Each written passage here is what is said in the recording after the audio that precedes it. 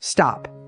If you're over 60 and you think your hair is thinning, watch this for the next few minutes before you touch a brush, a hair dryer, or a single product this morning, because what I'm about to show you might mean your hair was never thinning at all.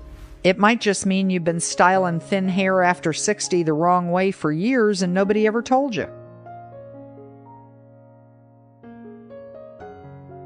Look at this. Same woman, same hair, same amount of hair on her head, but look at the difference between these two photos. One styling method leaves the scalp exposed, flattens everything, and adds 10 years to her face without her even realizing it. The other adds instant volume and takes those same 10 years right back off. Same person, same hair, completely different result. That's not a filter, that's not extensions, that's not a miracle product, that's technique. I've been styling the hair of women over 60 for 32 years, and in all that time, the thing I hear more than anything else in my chair is some version of the same sentence.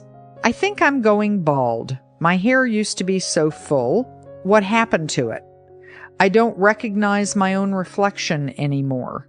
And what I'm about to share with you today is the exact thing that changed everything for my client, Susan, who genuinely believed she was going bald, until the day I showed her the 5 mistakes she was making every single morning without even knowing it. The most common mistakes with thin hair after 60 and fine hair after 60. Here's what's actually happening, and I want you to really sit with this for a second. Your hair probably isn't thinner than it should be for your age.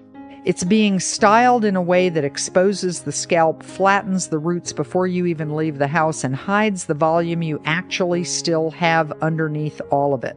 I see these same 5 mistakes in almost every single woman over 60 who sits down in my chair, whether she's 62 or 78. Today I'm counting them down for you, from number 5 all the way to the number 1 mistake, the one that actually decides whether any of the other 4 even work at all. Stick around for that last one, because if you skip it, you will be right back here in a month doing everything else right and still wondering why nothing has changed. Before we get into number 5, hit subscribe right now before you get distracted, because I'm building out a full series on fine hair after 60 and thin hair after 60 over the next few weeks. And this is only the first piece of it. If this video helps you even a little, the next ones are going to help you even more, but only if you're still here to see them. All right.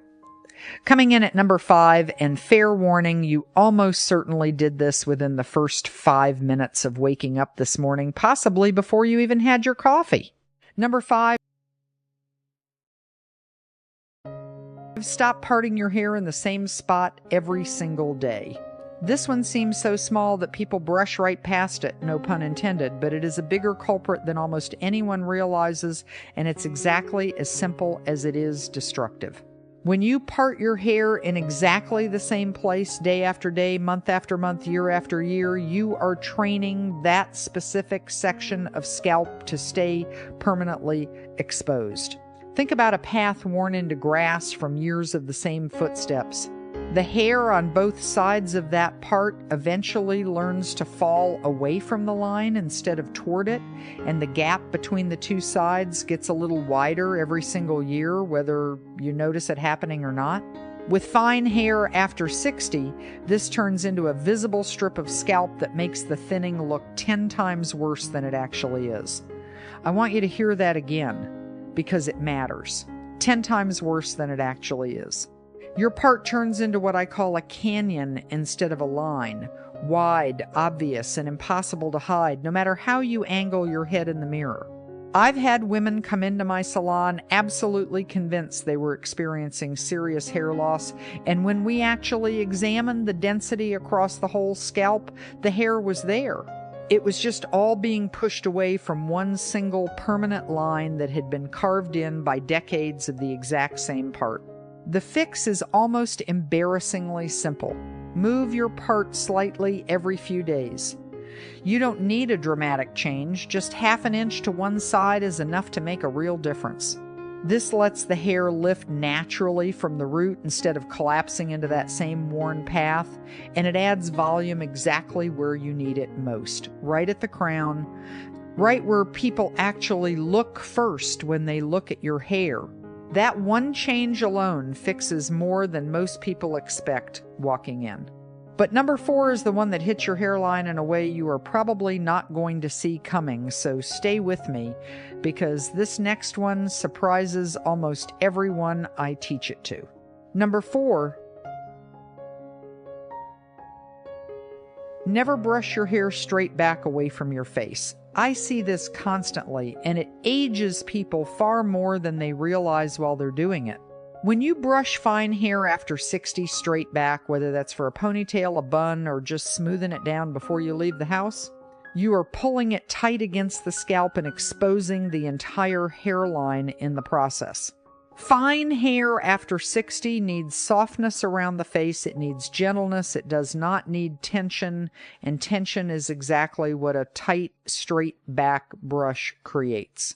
Every single time you pull your hair back tightly, you put mechanical strain on follicles that are already weakened by age and hormonal changes.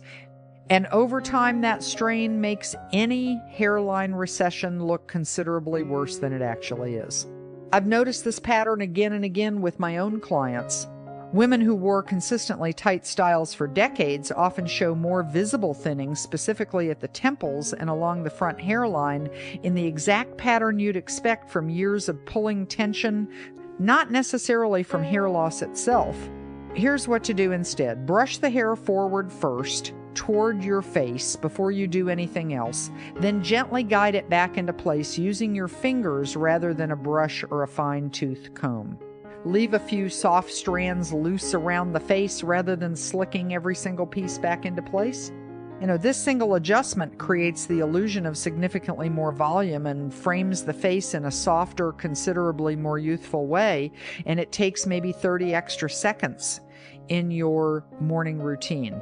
If you've been doing this one for years, and honestly, most of my clients have, that little jolt of recognition you might be feeling right now is exactly why this next one tends to surprise people even more. Number 3, stop using a regular brush on wet hair. Wet hair is fragile hair, full stop, and fine hair after 60 is even more vulnerable to damage in this state than you might think.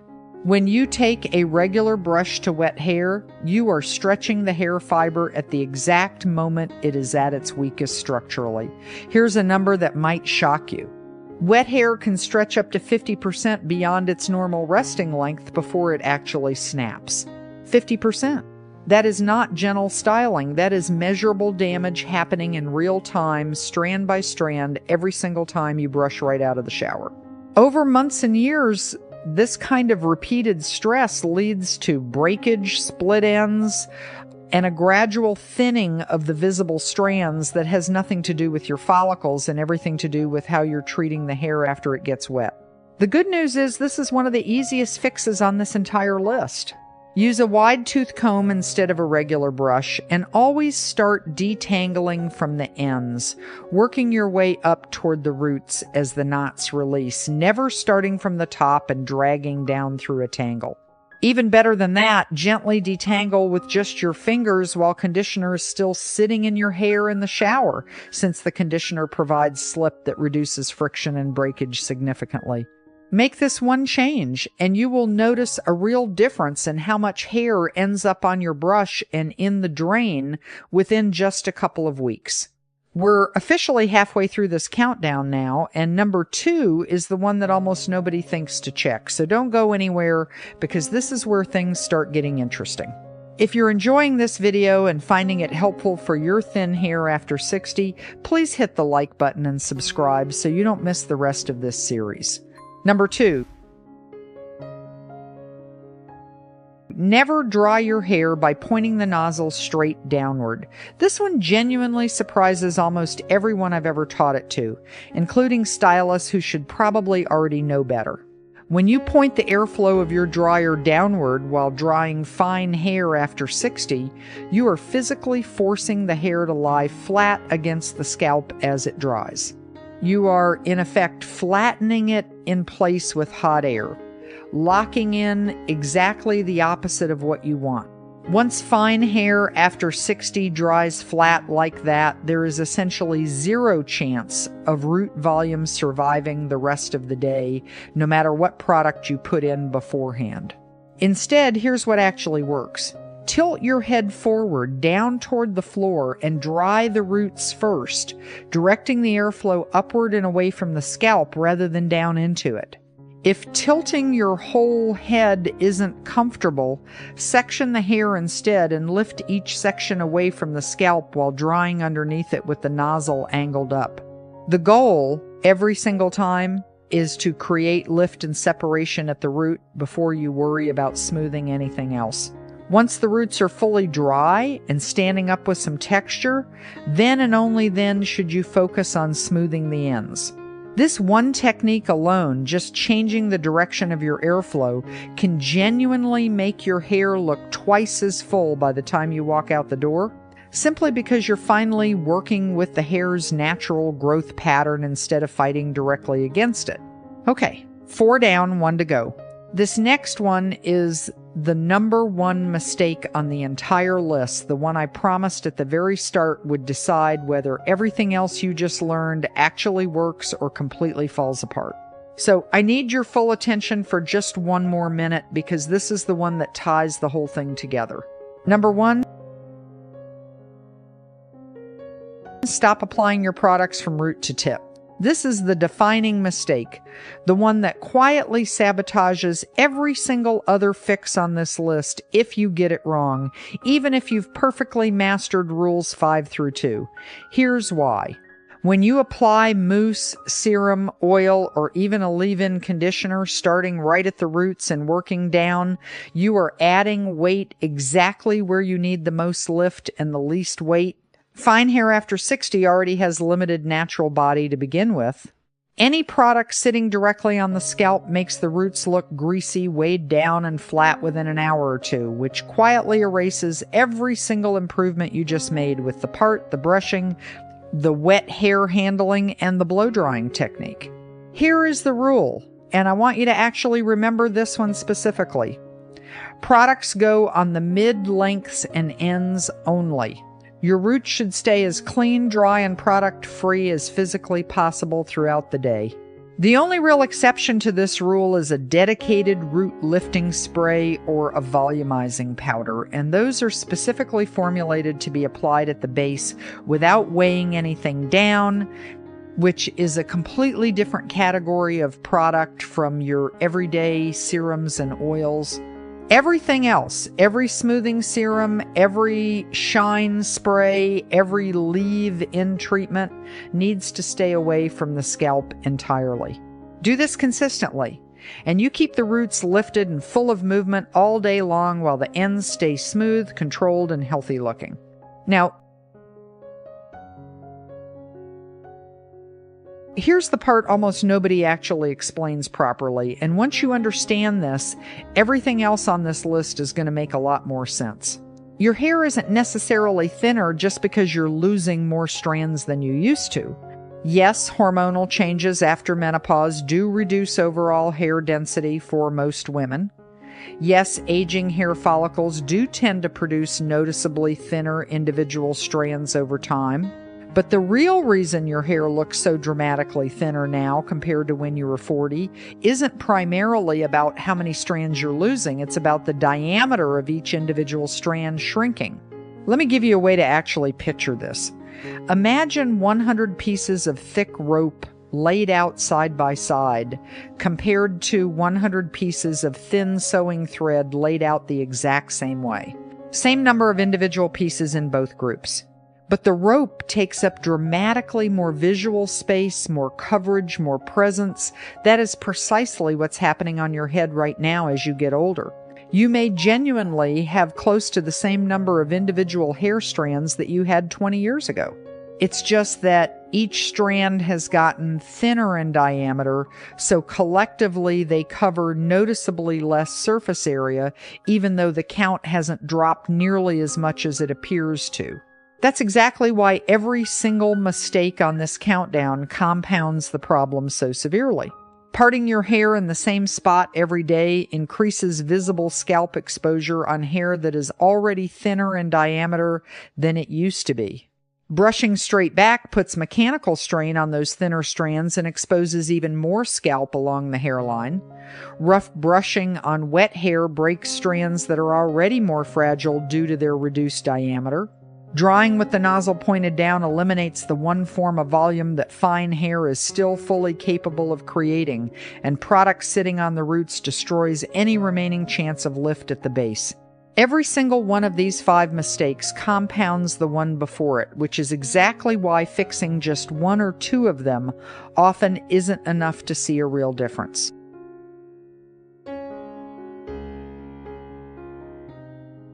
Here's the part that should genuinely give you hope instead of dread. And I say this to my clients almost every single week. I've had women walk into my salon absolutely convinced they were going bald, sit down defeated before we'd even started, and in one single appointment I've been able to show them they actually had plenty of hair all along. They were simply styling directly against it instead of working with it. I've watched women cry. Genuinely cry with relief, looking at themselves in the mirror after we did nothing more dramatic than move the part, lift the roots properly, and get every trace of product off the scalp. This transformation does not require expensive salon treatments, supplements, or any kind of medical procedure. It requires understanding how mature fine hair after 60 actually behaves, and then working with that reality instead of against it every single morning. Let me tell you about Margaret, because her story is honestly the reason I still love doing this job after 32 years. She came to see me about 6 months ago, and she was completely devastated when she sat down in my chair. She had worn her hair pulled back into a tight bun every single day for over 40 years, the exact same style since her 20s. Her hairline had visibly receded along the temples, her part had gradually widened to nearly a full inch across, and you could see her scalp clearly from almost any angle in the room, even under normal indoor lighting. She told me, almost in tears before we'd even touched her hair, that she genuinely believed there was nothing left to try, that this was simply what happened to hair at her age, and she needed to accept it. I taught her these exact 5 rules, one at a time, right there in the chair. We changed her rigid, unmoving part to a soft diagonal line instead. She gave up the tight, punishing bun for a low, loose updo that didn't pull on a single follicle. We swapped her flat paddle brush for a proper wide tooth comb for wet detangling. She started drying her hair upside down at the roots specifically to build lift and volume before ever touching the ends. And we moved every single one of her smoothing products to the mid-lengths and ends only, leaving her roots completely clean. 2 weeks later, she sent me photos from home.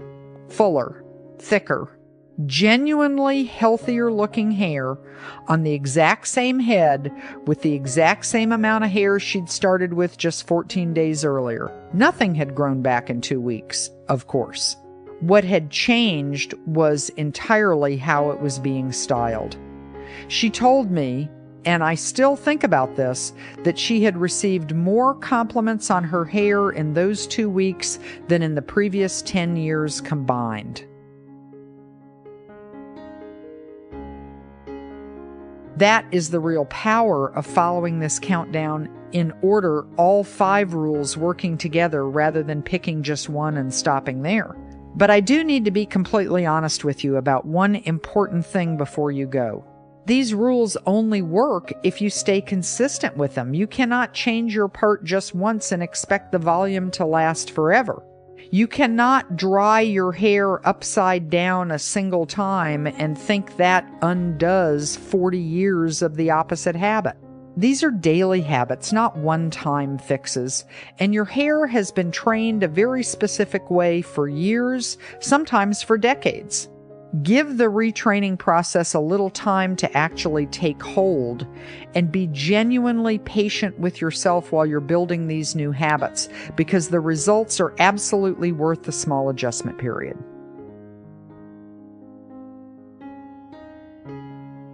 If your hair already feels a little fuller just from hearing these 5 fixes explained, imagine what it's actually going to look like once you try them in real life over the next few weeks. Come back and tell me how it goes for you. I mean that sincerely, and let me know in the comments which number surprised you the most. Before you go, here's the only thing I'll ask of you today. Subscribe to Stylish 60 Plus because next week I'm covering the one specific product ingredient that is quietly aging fine hair after 60 faster than literally anything else on this entire list, along with more real client transformations just like Margaret's.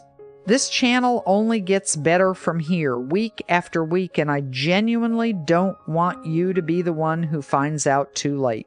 Thank you so much for watching all the way through, and I'll see you in the next one.